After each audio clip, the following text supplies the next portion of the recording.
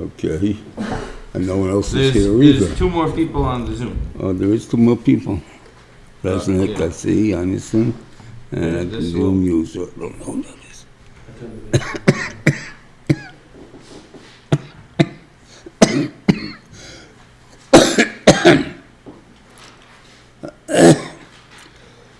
Okay, I'm just giving a Hagdama a little bit before we start the Shiur.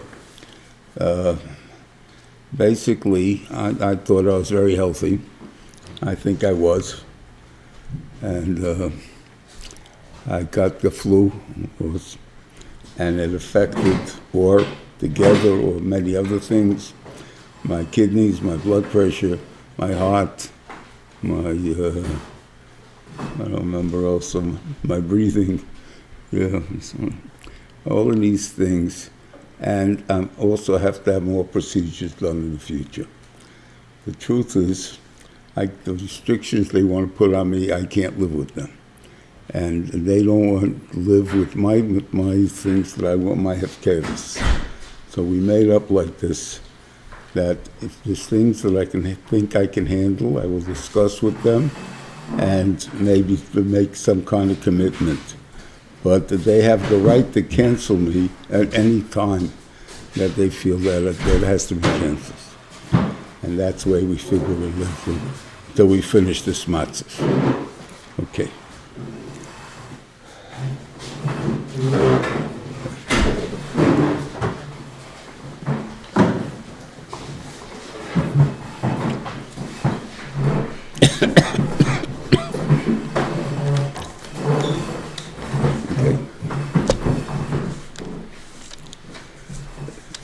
Rosh Hashiva used to stress many times the concept of Golus. I don't know what it is. I think we'll discuss that in a few minutes. But the idea is that the Yidden, we won't find any psukim anywhere that seems to be an acceptance of being anywhere but Eretz Yisrael. And he's brought this down in the time side when you have by the different names that Yosef gave his kids, the different names that Moshe gave his kids. The Indian over here that it says Haboyim Mitzrayim. They came to Mitzrayim. They were coming to Mitzrayim. They never came. We never became people who lived in Mitzrayim, or I guess citizens of Mitzrayim.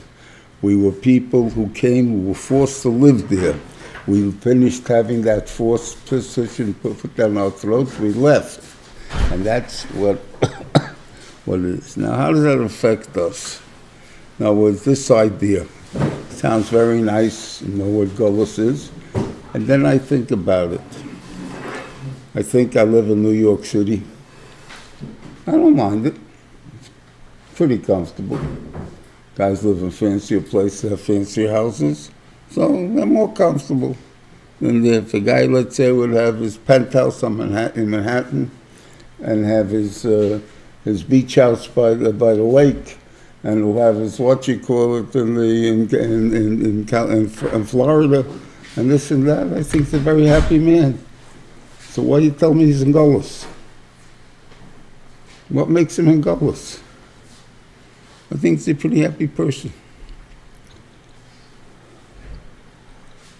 There was a concept I remember as a kid, the wandering Jew. That's what we were called, the wandering Jew. We have no makom. What does that mean? The whole world is wandering. Nobody wants to live in one place. So what are you telling me there's a meaning of wandering Jew? So what's Golus? Okay, so I think people have to think into their own minds what they trying to picture in their own mind. What is it God wants in them? So I was looking for different terminologies. When you talk about it, you probably can find many different wordings, but I'll give you what I came up with. You say it's not your land. We find that that's a Golus in the sense that what the Benishon tells me, you should remember by the Brisbane episode, that you're going to be 400 years be'eretz lo lohem va'avodum v'inu oisam. So he gives three conditions over 3 degrees. But the land of eretz lo lohem is also called Golus. That's something wrong with it. It's not my land. I don't belong here. Now, how do you explain that? I guess Jews have always felt we don't belong, or we always hung around in Jews' areas, so therefore we always belonged. So we didn't have that feeling. I wasn't a Jew trying to move into whatever that island was, Fire Island, years ago, when they didn't want Jews there. Jews and dogs not allowed. So I have no idea what that meant at that time. After I went, Baruch Hashem, we were allowed to live. But there were places you were not allowed to live. That the Jews and dogs are not allowed. So there are such places in the world. How did you feel in such a place? I have no idea. So I can't give an answer for that. But I'm just saying, there's a point there. Is that what we're talking about? That's what first gives me the feeling of Golus. You don't reject me?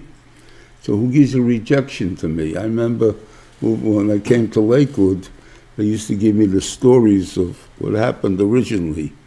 And whether it's true or not, I can't answer you. But one of the stories was, why did they go to Lakewood? Now, Lakewood is an interesting city, a town. It's a winter resort. What do you mean a winter resort? Who has winter resorts? We're going skiing. You don't go skiing in Lakewood. So what's the winter resort over here? It was a winter resort. People did not go to Florida yet because you didn't fly. And it's a 2-day trip. And nobody's going by train that long. And the thing over. If you did, you had to take a boat somewhere. It's an island, or you were not. So there was no such thing as Florida. Those were the gold Grace Gevirim when the jets were started to come out that they went to Florida. What did a guy who needed a vacation for a Shabbos do? So they had a winter resort, a place called Lakewood, New Jersey, which was 15 degrees warmer than New York, by the way. And he came there, and they took you for sleigh rides, and they took you for what do you call it? And that was it. And then they took you home. And you ate and you slept in warmth, and it was a fancy geschmack. Okay, that was Lakewood. That was a winter resort. Okay. Okay, so why would I want to live there? So the idea what happened was that Yidden used to come there and they rejected Yidden. They didn't let them. They wouldn't sell you the houses. They wouldn't sell you the things. So when the yeshiva started was such a building. They actually had a church and a chapel in the building also, private chapel. And the thing left in there. And the first building where they knocked down, they built up the Hayoshon Decker building. Okay, we're going back a long time. So over there. So in that building they didn't like Jews in Lakewood until the Chutzif came along, and I got more money than all of you guys, and I'm going to buy the place, and I'm going to do what I want with it, and go fly a kite, and that's what he did, and that's how we broke into all these places.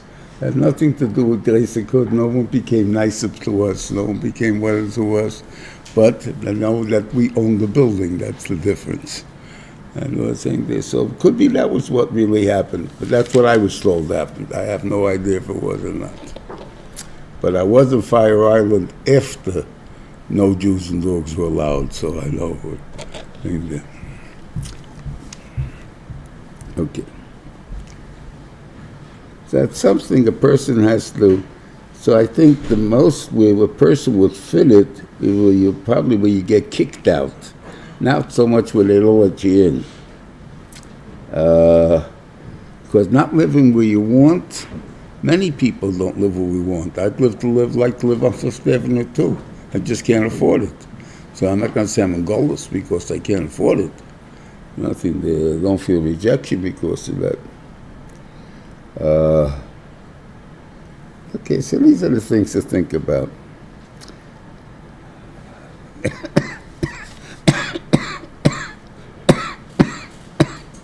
Okay. Now, Targum says a very interesting pshat here. It starts at the beginning of after the Yidden came to Mitzrayim. So it says, Vayokem Malachol L'Sham Mitzrayim. A new king came. Asher L'Shama Layolas Yosef. He didn't know Yosef. That's, of course, an impossible thing. I mean, even if you didn't know him personally, you'd heard stories about him. You said there was years of hunger to such a degree, the whole concept of Malchus changed under Yosef. It became from being one among equals to owning everything. There was a tremendous difference between what existed before Yosef and what was after Yosef. Of course, everybody knew who Yosef was. So what did the Shaila? But there's a Targum here that says a Loshin, where is it? The Kom Malko Chalet al Mitzrayim, V'lo Mekayim Gzeiras Yosef. He wasn't Mekayim the Gzeiras of Yosef. What are the Gzeiras of Yosef that he wasn't Mekayim? What didn't he do? Yeah, obviously he took the land, so what didn't he do? So now we all, it's a Yalkut really, and people have heard it many times, that Paro really was a nice guy. I really wouldn't bet on it, but Paro was a nice guy, and he really didn't want to do anything to the Yidden because he felt there. But they threatened him with his job, so therefore he gave in. And I know it was, in this yeshiva I learned it all the time, that story. So I can tell it. Now, is it true? Not from the psukim that I learned. I don't know what the psukim you learned, but the psukim I learned, it doesn't say that. But it says by the psukim I learned that Pari owned Mitzrayim. That's what it said. Came down the second year, and they were finished selling off all the money and all their animals. They had nothing to eat, so they sold off their bodies and their land. And it became everything to Paro, and the first income tax was enforced at 20%. That's what it says in my Chumash. I don't know any other Chumash. So if that's what it says over there, so what are we talking about? So obviously, this l'chera couldn't happen, what we're talking about. So I don't know what the Medrash, the Medrash doesn't have to be a fact. It's not telling a history. The Medrash is teaching you points.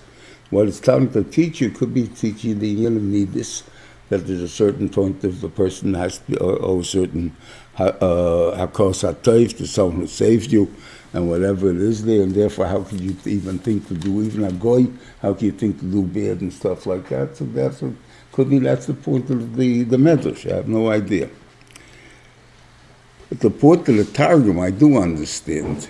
In other words, when Paro is coming down to them and he says, we got to think up some kind of a gimmick over here to keep them, of these Jews, from getting involved in our problems.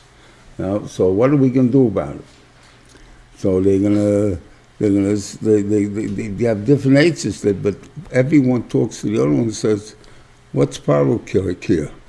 No one's threatening him, right? In other words, what do you call? He owns everything. What's his problem? Right? We're the ones that are going to get kicked out. We have nowhere to go. Well, he says, you know what? I'll give you back your land. I'll give you back your bodies. You're free men now. Now you have something to lose. I also got something to lose. Now we got to figure out something. So he being the hard guy, not the good, not the nice guy, the bad guy. Pari. Now that I understand. Okay.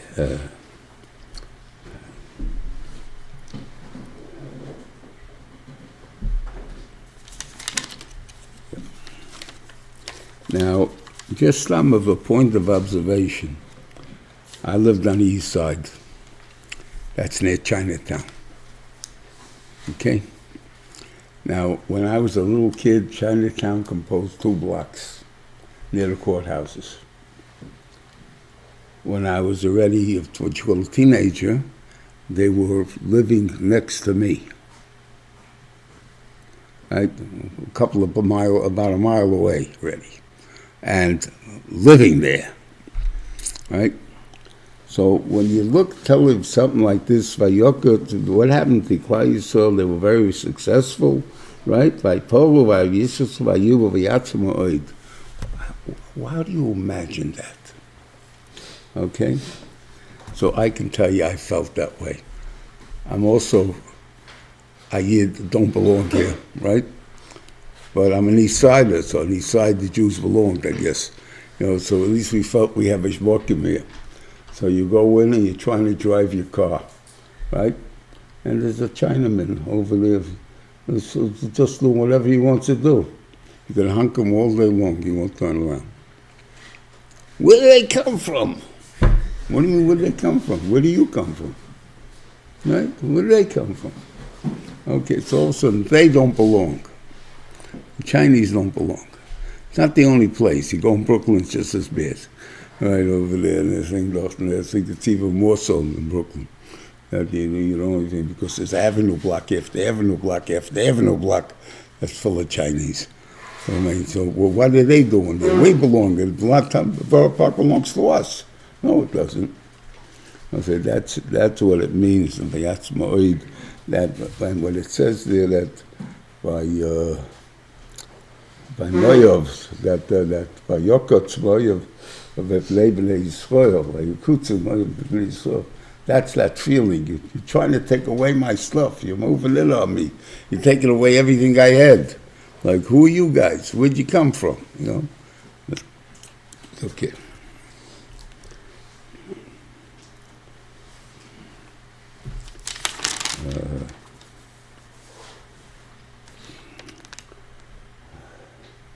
Okay, we find it here how a person, the Rosh Yeshiva gives it very well in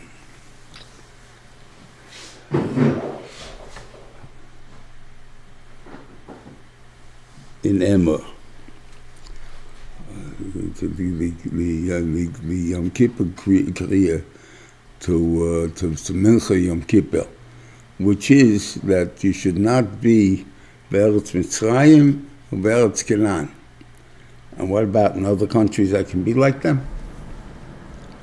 So he says, doesn't mean a heter that you're allowed to be like other countries. There's no heter like that. But what it's telling you is that there's no such thing as only being like Eretz Mitzrayim, Eretz Canaan. Once you don't do the Torah, ultimately that's what you're going to become. Now, where do we see that? How do you see that?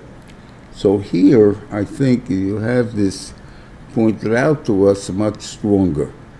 What he started off with, he came to the Alvis and he asked them to kill the kids. Right? You'll see there's a boy, kill him. When do you want to kill him? When do you want me to kill him? You're asking us to commit murder for you? The whole world's going to kill us? Why? Why should we listen to you? Oh no, I'm not asking that of you. What I'm asking you to do, you guys are in the nursing business, right? Put the wrong medicine in. Before you see the head coming out. Now this we'll talk about in a second, for just a human observation is the point is that he was megala to them a big yisoid, that a baby is born the way he lives to become more. So a man is face down, so he comes down with that, you'll only see the head, you won't see his face. A girl comes out face up. I asked this to many doctors, and they'll all tell you, first thing that's what I say about human observation, what I'm talking about. They don't say, Oh yeah, there's sometimes something we don't do. The first thing they tell you, it's not true. Not true? How do you know it's not true? You observed it? Yes, I've observed many times. Boys and girls? Why don't you sit down? I will. Boys and girls? Yes. Okay. You want to swear to that? I don't know about that really. Yeah, I'll swear to it also, but probably yeah for that. What they tell you is now the procedure is that we turn all the babies. You all come out head up, face up. But I can tell you from a baby was born in the house, he comes out head down, a boy. Okay, so I'm telling you at least from personal experience, I can tell you that much. Okay, so therefore, but they don't observe because they don't check, am I giving birth to a boy or a girl? Might not give it to me, who cares? They pay me the same anyway, who cares? Right? He doesn't handle his own wife, so it doesn't bother him at all. The thing over. So this doctor will tell you it doesn't make a difference, but the Medrash tells us not like that. That a boy is born, what was the point of it? I want you to kill him before he's born. When is a child called born? When the forehead comes out. Till the forehead comes out, when you kill him, it's not considered mitzicha to chayiv misa. Even a guy is not chayiv misa for it. I mean, a guy is chayiv misa for an abortion, but a yid is not chayiv misa for an abortion. That's the difference. A yid is not chayiv misa for an abortion. So he said to them, "We're chayiv misa. Well, I want you to kill the kids before they know who they are, before they're born, and therefore you're not chayiv misa. So therefore you should do." So obviously, Paro is afraid in his own mind to make a halacha that we got to kill Jews. They got passing the line already, right? Yet when it gets Moshe Rabbeinu old enough, what does it say here?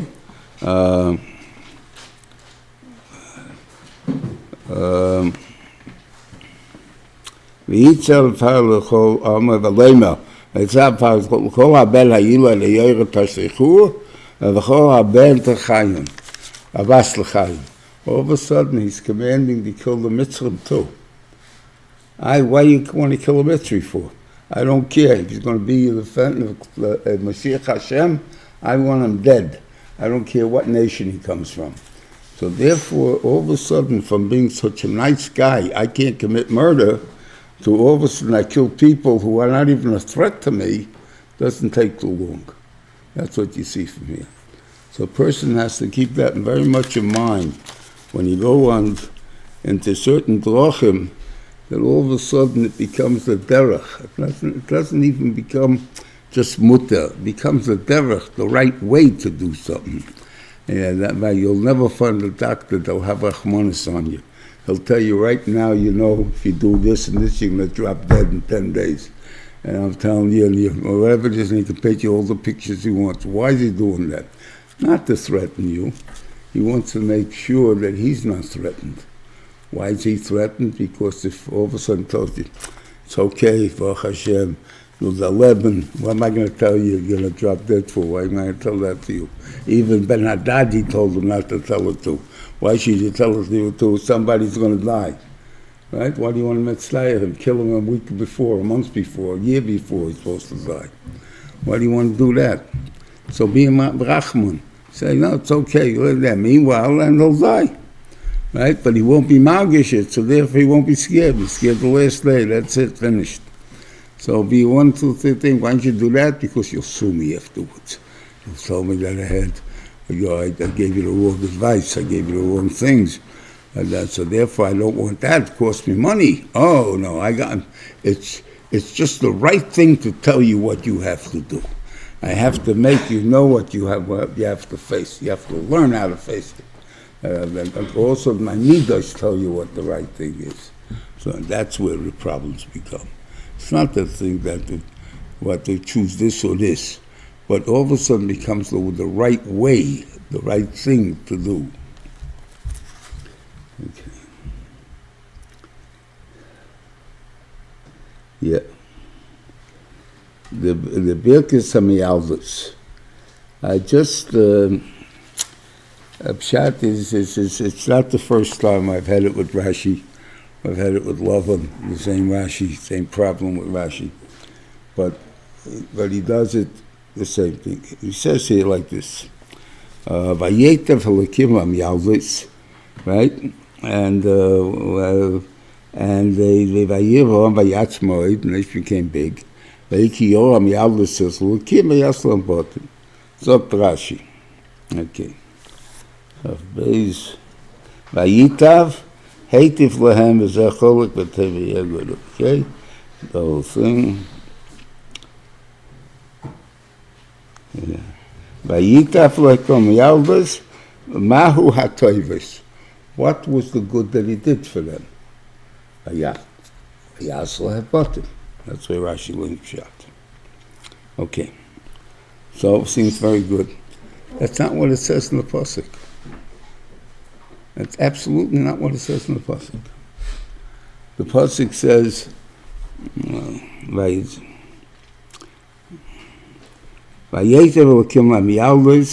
he gave them good. This is the same Pasuk that's in the Snachto. The nation became many and became strong. So what is the hatova that God did to the Miyaldos? He made the nation strong. Right? Because the Yaldos feared HaKadosh Baruch Hu, as Vayasla Botim. So therefore he gave them Botikun and Botimachos. So therefore he was able to give it to them. That's the thing, because she feared God. So it has nothing to do with what he said before. So all of us, I say, and Rashi's Cheshbin is, I say, I can't give you what Rashi's Cheshbin is, because I'm not having to make Rashi. That was my Kashish.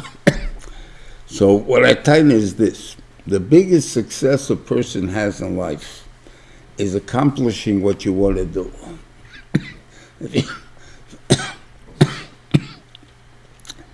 Emotional.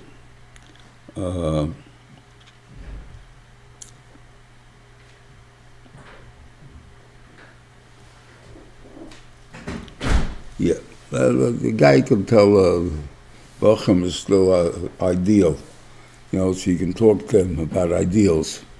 Say to him, look, guarantee, the Benishal will guarantee you to be the biggest Rosh Yeshiva in the world. But you got to eat bread and water the whole lifetime.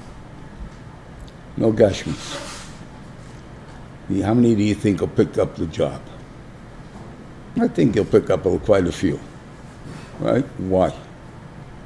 The whole idea of success is to have some rafchos of something in life. So why is it that you're going to settle for being successful as the greatest Rosh Yeshiva if you just have to eat bread and water? Because that's what I want to do. That's what I want to accomplish. And you're going to be the best doctor. You're going to be the greatest this. Now you want a price for that? Whatever you want. As long as I have what I want. Okay, so the biggest reward you can have is success. So that's what the Rebbeinu Shalom is really telling them. Vayetav lahem, I gave you success. What did you want to do? You wanted to build up the nation. You wanted the nation to become big and big. So therefore I made it that way. We see this really even by Goyim Havdil. So I was thinking, let's see if I can remember the names anymore. My time it was a doctor. I think in the 50s was Mother Maria, I think, and that was her name. One that lives among Teresa. Mother Teresa. Mother Teresa. See that? Like my kids can correct me, good. Like Mother Teresa, she's the one that lived among the lepers to cure them. Now, what kind of life is that? You're living with people that are dying constantly around you. That's not a life. Even if you want to do research on it, to work 8 hours a day, come home to a normal life, right? In my time, there was a doctor. It was in North Africa, not in India. She was in India. A doctor in North Africa with an S. His name was a German doctor. So he went away from humanity to spend his time among lepers and to see to cure them. What kind of Meshuggah are you? But I'm successful. I've actually cured people. I've actually feel people listening.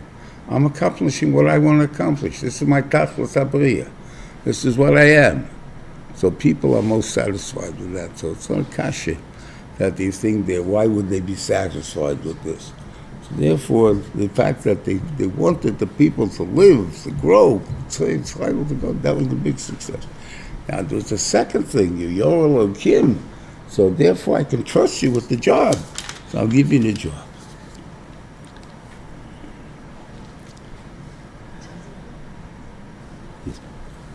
Then it starts off, Vayelchish mi beis Levi, Vayikach es bas Levi.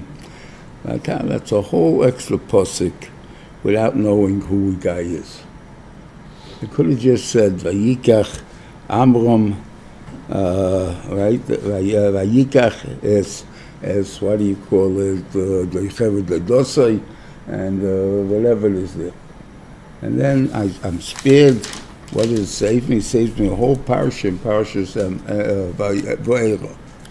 The whole parsha over there to tell me from how many psukim? I think it's over 20-something psukim if I'm right.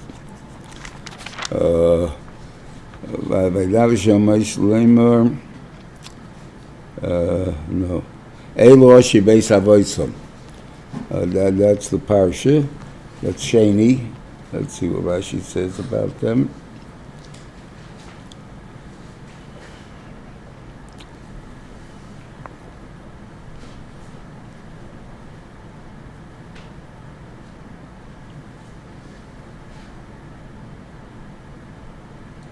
Say that Yichus element Toich Shehizkel Moshe ve'Aharon Hifzekini.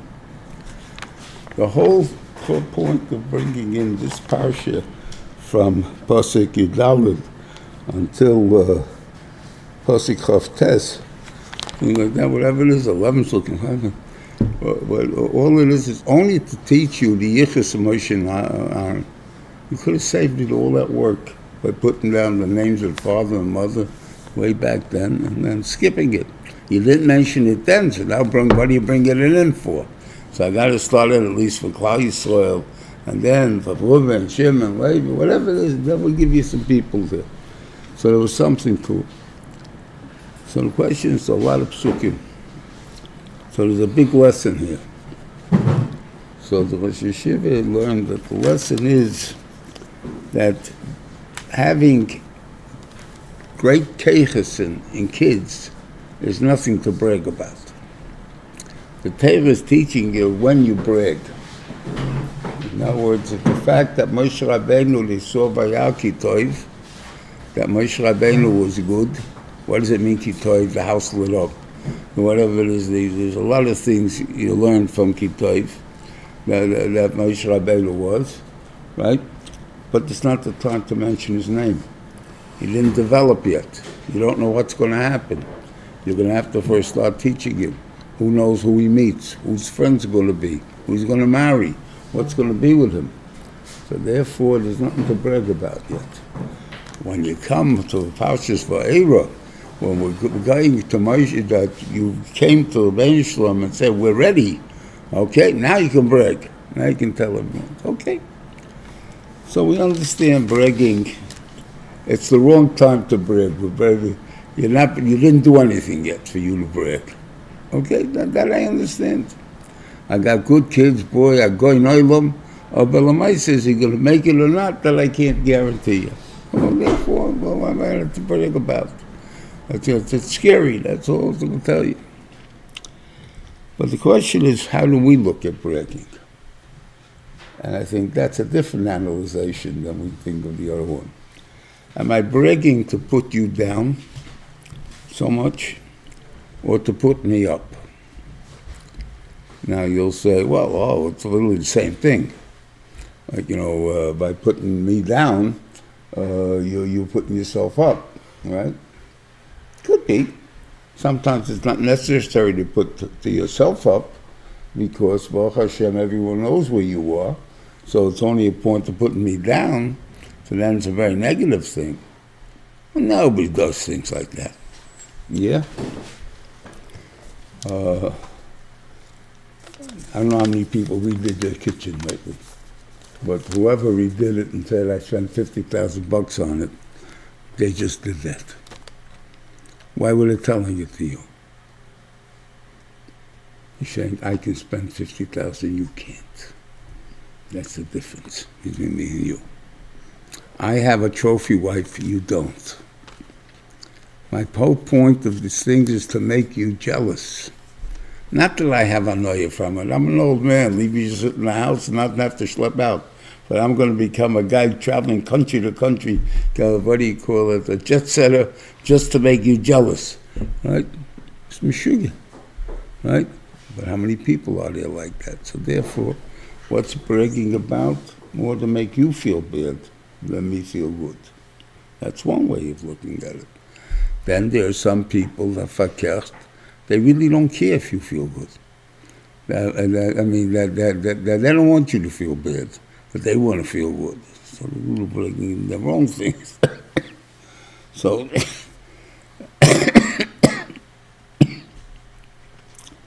a thing you got to think about, Milch Hashem, you're young and you have young kids yet.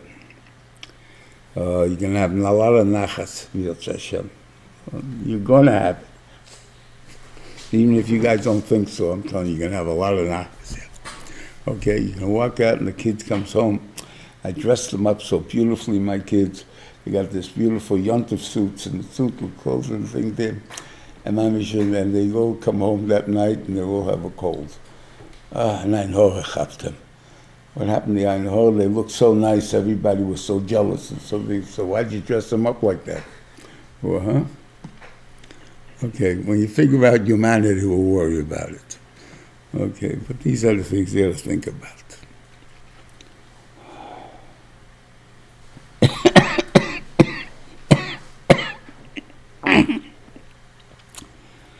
Now we see a matzav of life. Life changes very fast. And the Beniman does it for many reasons. Sometimes he wants to break you. So he makes you hit. Then he wants to save you. He wants to show you he can save you. So you shouldn't fall into the first situation in the first place. So what happened over here? They threatened the Yidden, and all of a sudden Yecheved gives birth, but she gives birth to a 6-month baby. So she can hold out for 3 months. So for 3 months she hides the baby. Comes after what she thought about those 3 months, I have no idea. What do you think you're going to do at the end of the 3 months? But anyway, but she lives through, maybe she just mispalled the malchus, she'll disappear. Who knows what? But she sees he didn't disappear, he's still around. So now we have to solve the problem. So she goes and puts him in a box. So what is she screaming? Oy vey, oy vey, oy vey. And there was, there's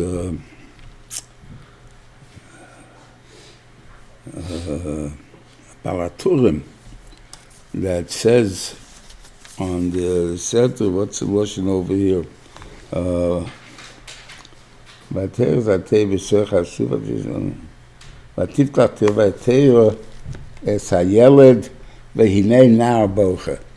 that's the kasha.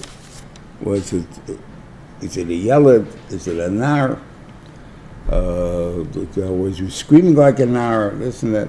Our Torah says a different thing. He says there was Aharon, she put Aharon next to the box. And therefore, Aharon was crying.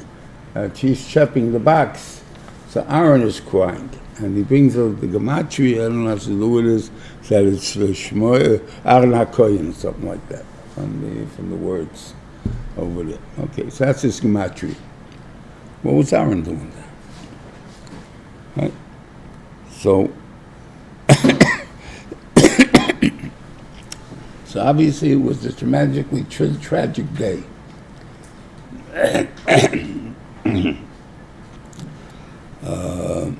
Amram kicks Miriam out. Go see what's happened with your brother. Like, let's see all the good stuff you told me about this kid. It's going to be born. Let's see where he is now, and stuff like that. Okay. And all of a sudden, now we have Aaron thrown into the picture. Okay, so it's a big tragic mindset. You just killed the Mashiach Hashem. Okay? And what happens? No, you can't find a wet nurse. So she has to get somebody Yiddish to feed the baby, right? So all of a sudden Miriam pops up with this idea, I'll call Yocheved and she'll feed the baby. You know what happened just now? You got the mother to feed the baby, getting paid for doing her job. Wow. Would you get a better deal than that? That's the main thing. So, first of all, one thing, two in Yonim on this you can think about. One's been the first that this is a Meisab Choliyah. It's not what do you call it? The Ben Shum doesn't have to show it to you every time in your lifetime. All you got to do is see it once, and we expect you to believe it for the rest of your life. And if you don't, then you're going to be, that's you're fighting it out with God every time. Like, how much should I give you a hard time until you realize what I'm going to save you yet? And it's over there, but it's up to you. And I think that's the brachas of what do you call it?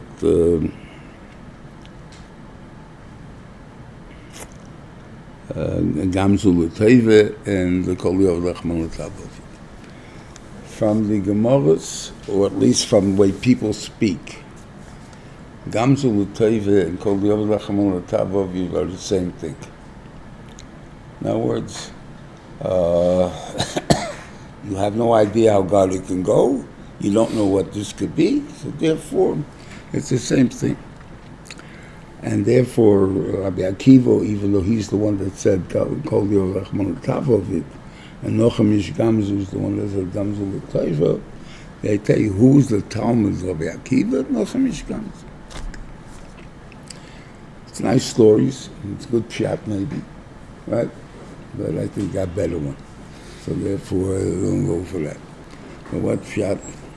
Gamzu L'Taiva is good. Kol Yov Rachman L'Tavov is bad. What do you mean by that? The Rebbeinu Shalom is trying to teach you that by the things that happen doesn't mean it happens. There are things to change, cancel, change. So when you want to say Gamzu L'Taiva, so when someone tells you something that sounds bad, say Gamzu L'Taiva, because we don't know if it could be good. Because what was the Maaseh by Nochem Ish Gamzu? They sent them, the Romans made a gzera against the Jews. And they wanted to send him to bribe the Roman emperor to back out, to change his mind. Okay, he comes to his hotel, and he's a little bit Benitzim, says, so therefore I guess he didn't bother checking anything. So he comes with this box full of gold, or jewels, right, and it's stolen by the guy who owns the hotel, not the hotel, what do you call them again? The host, or whatever, my host. The innkeeper. It's sold by the innkeeper. And he fills it up with sand. And all of a sudden, Nochem Ish Gamzu brings this box. The king opens it up, and it's a box of sand. Like, and he's getting a little hot under the collar. The Romans don't take too much like that for this stuff. So all of a sudden, Eliyahu Novi shows up by him, and he tells him, this is the sand that Avram used against Gedol Oimer to win the war. And therefore he says, oh, good, I need something like that. I can't capture the city that I'm having trouble with. Let me try it. He tries it. Baruch Hashem, it happens. He wins the war. He takes this box. He fills it up with jewels, probably better what jewels than the Jews originally. Sends it back as a gift to the Jews. He was Michael the Gezeira. He became a good friend of the Jews. So the whole Maaseh was only good. Right? It seems bad because you don't have betochen, so you get scared. So that's your problem. That's not the story's problem. It's your problem. So why are you getting scared? So the thing is, so that comes to the Now, I'll tell you a story later in a minute. My granddaughters. Then, what's called the Avdach Malatav Rabbi Akiva, it's again the Brachas. Rabbi Akiva comes to a town, and he wants to be invited, for the night. And nobody invites him. So he has to sleep in the cold, hard ground or the hot ground. I don't care what it is. If it's slippery, if it's slanty, Yerushalayim usually is. If it's Yerushalayim, if it's something that has a lot of cracks in it, maybe there's a lot of cracks in it. Not very comfortable, I would think, right? It's definitely not controlled by heat and cold. No, not weather controls. Okay, he then has he has a donkey that starts to bray. He gets eaten up. He loses his passage. He has no transportation anymore. He has a rooster there that's going to wake him up to learn for davening or whatever it is there, and he gets also eaten up. So he lost his alarm clock. And besides that, he wants to learn that night, and every time he puts on the candle, the wind blows it out. So he doesn't learn that night either.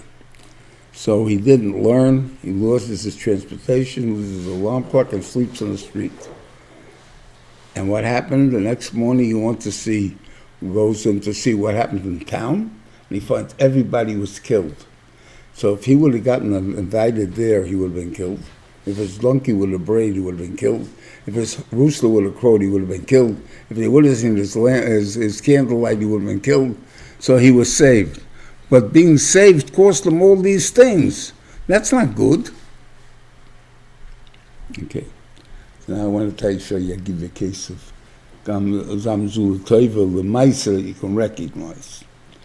I have a granddaughter that happens to be she's a genetic engineer. She means she works in medicine. Don't go over exceptional the names over there. Works in medicine. Okay. She got a good job. She met a Kerlungaman, and she got a good job. 10-minute commute to the job she works at. Made her be very good about Shabbos, very good about Yontif. It's a fantastic job. Okay. And they sell out. She's just working there a few months. And all of a sudden, she's unemployed. They don't fire you anymore. When they sell a company to another company, they just get whatever they think. Then usually they fire all the excess people, and that's what it is there.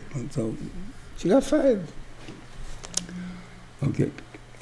She got fired, and so she has no job. But they bought her out, so that means she got 3 months' pay. It was only a short period of time, so they paid her out 3 months for a job. Okay, 3 months. I'm off, but I don't have a job, so in case of yichus, right?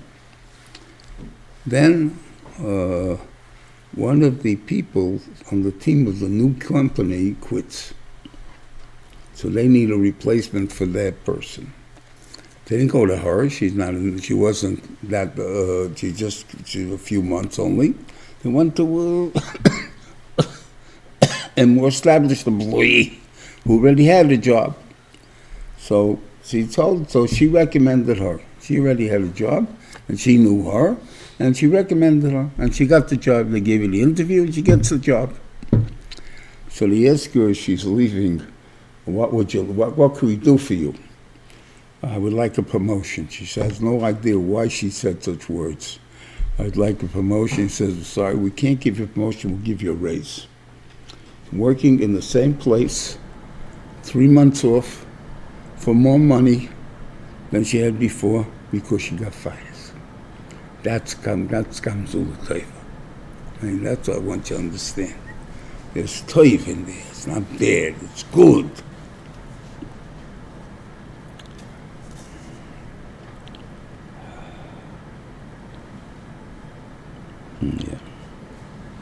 Okay, Basya Baspare, she's a discussion herself, so we'll leave her out. The Ingel Mida Keneged Mida. This is okay. Try to understand this. I'm not trying to understand God, but to what He is. I'll tell you before I give, when I say this or what I believe. It's a biduyik. You can think on it. I don't think so. I think that you said you won't. There's a Matonisa, the Yosef Machalafta, the Matonisa once asked him, what does God do these days? He built the world in 6 days and he retired. So it's finished. That's it. Right? So he says he's Meshatach Shidduchim. So again, the Gemara says he tried, she tried, didn't work, whatever that means, I have no idea.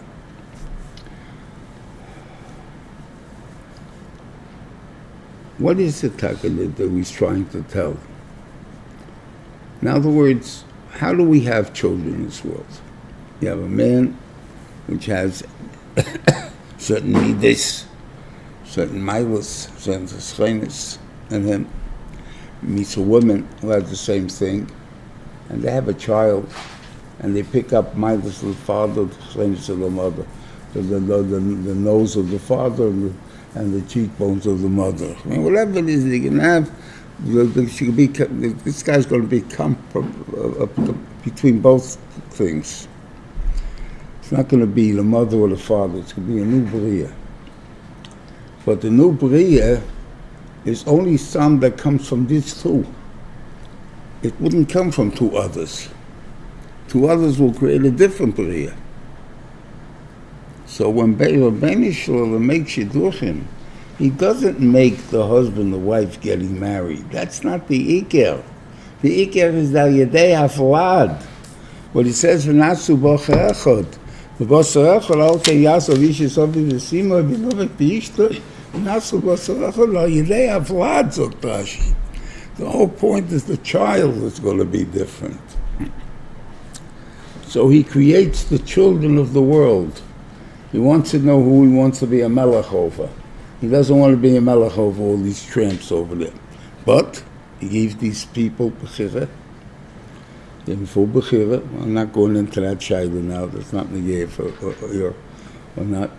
But he gives them full bechira. And what the end is that he knows each derech that could be picked. And Memele, there is no contradictions on the ideas Hashem, and on what he called. And he also knows they can pass the tests. So every test, every person that has this test, the Rebbeinu made it special for him, all these tests. And he knows he can pass them. But we flunk sometimes. That's our problem, not the Rebbeinu problem. That's the test. And the Rebbeinu decides which people. It's not just random. The world becomes who they will become. The Rebbeinu chooses the people. Okay. Now, in all the ways that things happen, there are going to be results of results of results. So Moshe Rabbeinu, for instance, is going to meet a fire that doesn't burn up, which is Hashem. But he's an onuf. He's a baishan. He can't stare at the Kodesh Baruch Hu. He can't stand on this. And Mela, because of that, he's going to lose this ability to understand of the Rebbeinu Yishon's mahus. Later on, so you tell me your name. What Moshe Rabbeinu asked him, this is what the Rebbeinu was wanted to give him now. But now you didn't want. What do you mean you didn't want? Of course I wanted. No, that's not called wanting. If you're wanting, you'll overcome your desires. All of us, you didn't want now. And I understand you don't want, you're scared, for whatever reason. For that, there's results. And because of that result, you're going to have a position in life that you wouldn't have had before. That's the point of it. Something else is going to happen in life that's not going to happen before. And this goes on in whatever happens. We'll talk about the Gunig Zayla soon, about the thing. All of these things are what things are result that the Beisham put certain midas into me. They will save me maybe from doing certain things wrong. They'll make me do certain things right. But because of that, he decided certain things in my life that I can't change anymore. Because the Matthias says, I am a Beisham. Matthias, I am at this, and that's going to save me. Whatever it is. So that's an important thing.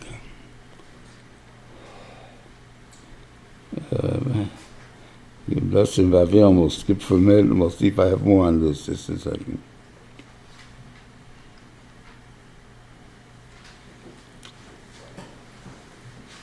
Yeah. I guess, okay, what do you call it?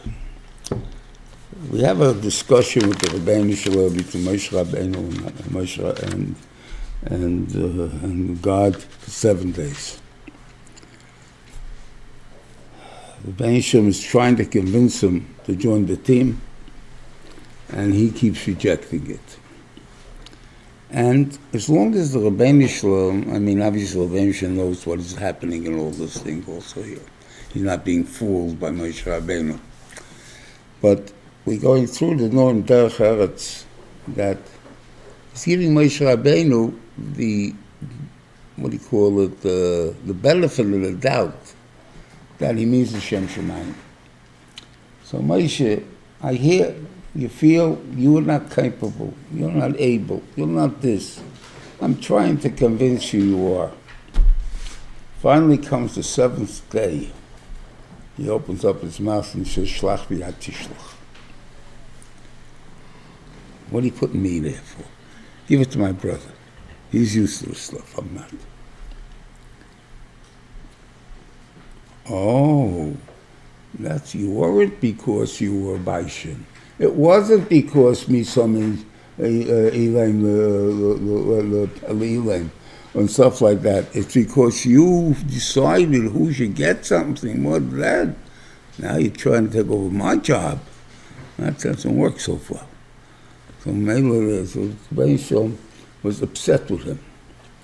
So it says, Vayichach af Hashem b'Moshe. That God got angry at him. But it doesn't say anything happened. So you have Machlekes Tanoim, Rashi brings down, that you see that the whole world, the whole place in the whole Torah, it says, Vayichach af, there is a reaction. Except here. And the other Tana says, what do you mean there's no reaction? He just lost the Kohune Gedalah. Moshe just lost the Kohune Gedalah. That was the Vayicharaf. That was the Taina of the measure against him. So what do you mean he didn't lose anything? Of course he lost something. The whole world changed because of this.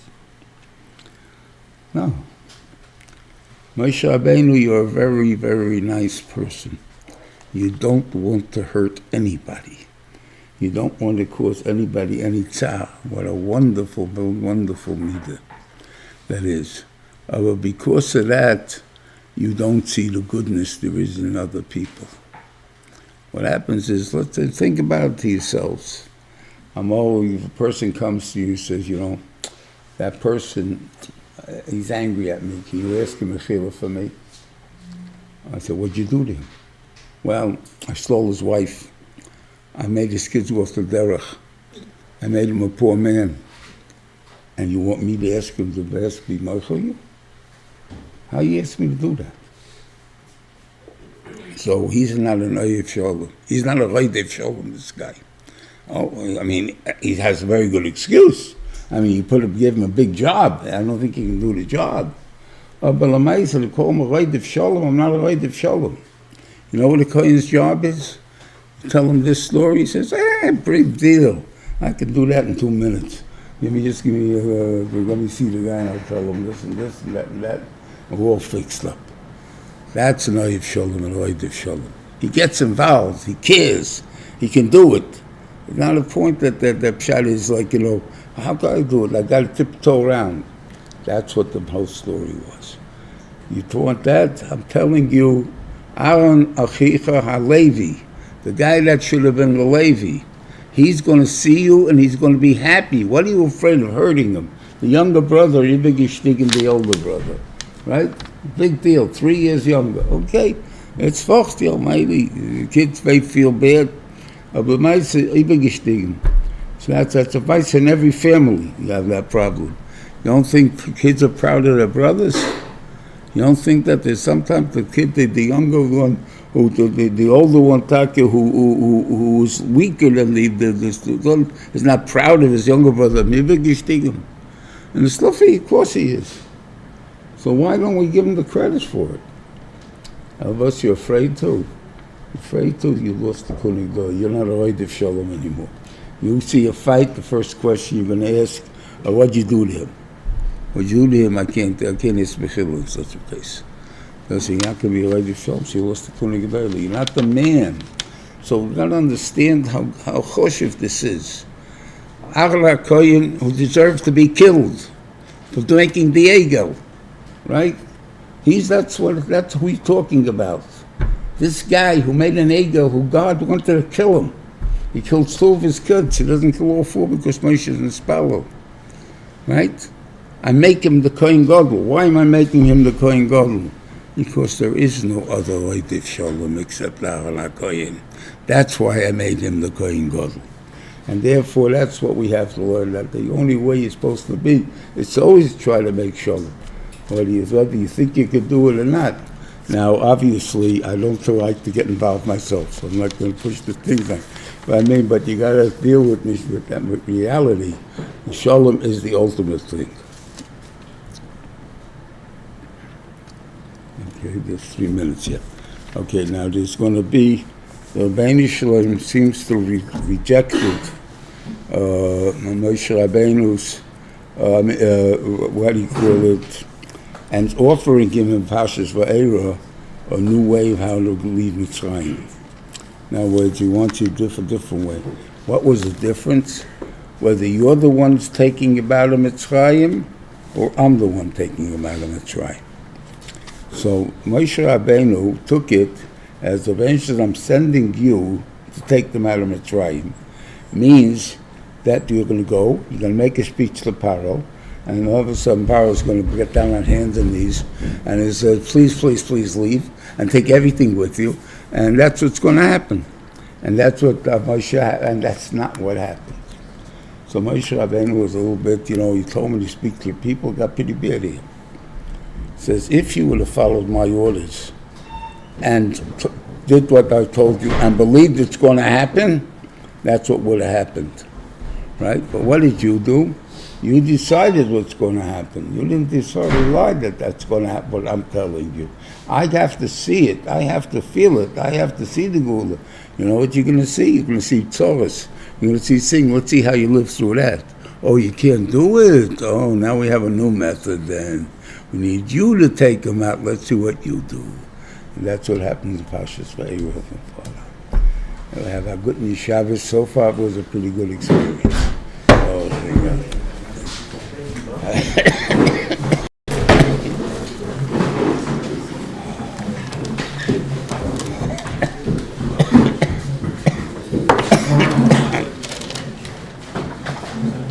You had a great ending, Daddy. You could have ended by Reuven Shalom, but you had to give a preview.